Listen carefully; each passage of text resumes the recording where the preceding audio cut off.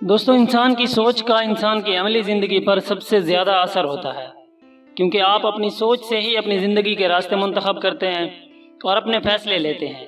دنیا میں انسانوں کے سٹیٹس اور ان کے لائف سٹینڈرڈ کا فرق بھی دراصل ان کی سوچ کے مختلف ہونے کی وجہ سے ہوتا ہے۔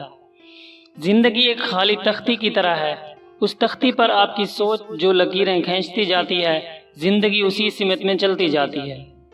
ابھی ہم زندگی کے کچھ ایسے پہلو دیکھنے والے ہیں جن کے بارے میں ایک امیر اور غریب انسان کی سوچ مختلف ہوتی ہے، اور آپ دیکھیں گے کہ ان کی یہ سوچ کیسے ان کی مالی حالت، ان کے لیونگ سٹینڈرڈ اور پریکٹیکل لائف پر اثر انداز ہوتی ہے۔ دوستو، اگر آپ اس چینل پر نئے ہیں تو اسے سبسکرائب کرنا مت بھولیے گا۔ نمبر 1، غریب لوگ زندگی میں پیسہ کمانے کی سوچتے ہیں اور امیر لوگ پیسہ بنانے کی سوچتے ہیں۔ پیسہ کمانے کی سوچ رکھنے والے اپنی سکل دوسروں کے حوالے کر کے ان سے ہر مہینے ایک فکس سیلری لیتے ہیں، اور امیر لوگ اپنے پاس موجود پیسوں کو انویسٹ کر کے اور پیسے بنانے کی کوشش کرتے ہیں۔ وہ دوسروں کو جاب دے کر ان کی سکل سے اپنا نام بناتے ہیں۔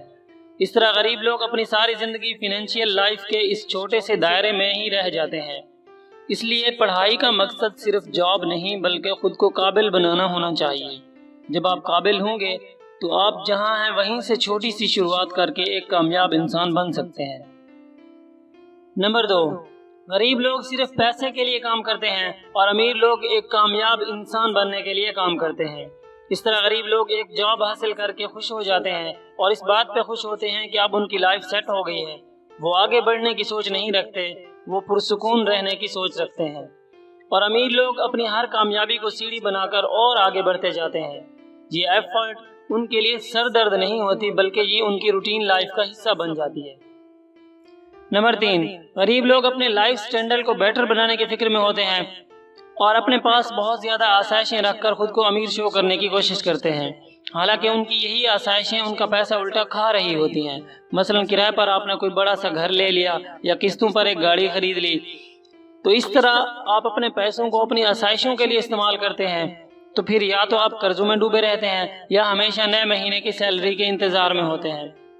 تو یہ لوگ اپنی ضرورتوں کو کم کرنے کی بجائے زیادہ کمانے کے فکر میں ہوتے ہیں، لیکن ان کی جاب اس قابل نہیں ہوتی ہے۔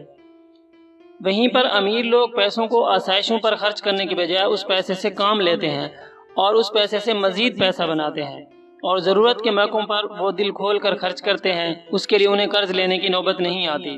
اس طرح غریب لوگ پیسوں کو خرچ کرتے جاتے ہیں اور امیر لوگ پیسوں کو انویسٹ کرتے جاتے ہیں۔ نمبر 4، امیر لوگ ہمیشہ ایسی چیزوں پر پیسہ خرچ کرتے ہیں جو انہیں پیسہ کما کر دیتی ہیں، اور غریب لوگ تھوڑا تھوڑا پیسہ جمع کر کے کوئی ایسی چیز خرید لیتے ہیں جس کو مینٹین رکھنے کے لیے انہیں وقتاً فوقتاً مزید پیسہ خرچ کرنا پڑتا ہے، اور وہ چیز بھی ایسی ہوتی ہے جس کے بنا ان کی ضرورتیں پوری ہو سکتی ہیں۔ بس دوسروں سے اچھا دکھنے کے لیے فضول چیزوں پر پیسہ خرچ کرتے رہتے ہیں۔